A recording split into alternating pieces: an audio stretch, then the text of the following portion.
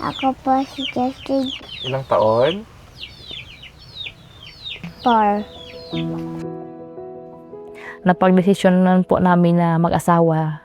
Napaaralin po yung bata habang bata pa po siya. Para po habang maliit pa lang po siya, alam niya na po ang tama at saka ang mali po. Dati po yung classroom na hindi pa po siya naayos, mainit po siya at masikip. Nung una, may ceiling din ito siya, pero yung ano lang, yung plywood na pinunturahan. And then ito, naka-flooring din naman siya, pero floor mat lang ang ginagamit. Mas in-encourage natin na play-based dapat yung kanilang mga ginagawa sa child development centers natin. So yung early learning ay best na natututo yung mga bata sa paglalaro. And very important na safe and malinis yung lugar na kanilang paglalaruan. Hindi lang sa naging maganda ang structure ng eskwelahan mo, sa education pa rin. Mas lalong gumanda kasi maganda na ang facility.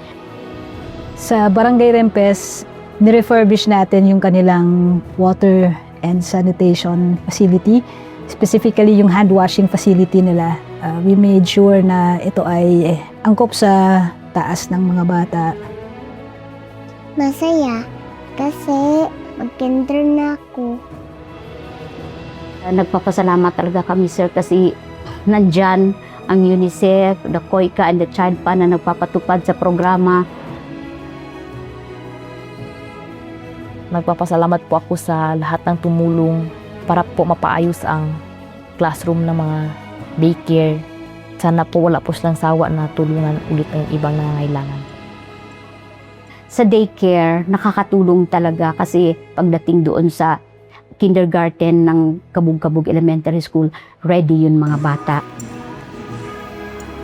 Ang pangarap ko po para sa kanya, makapagtapos po ng pag-aaral, yung gusto niya na kurso. Mahalaga ang isisidi sa akin dahil nakatulong siya sa akin na ipaintindi ang pangangailangan ng mga bata at mahalaga rin na bigyan sila ng edukasyon para sa murang edad. Gusto ko palaging teacher para makatulong sa ibang bata.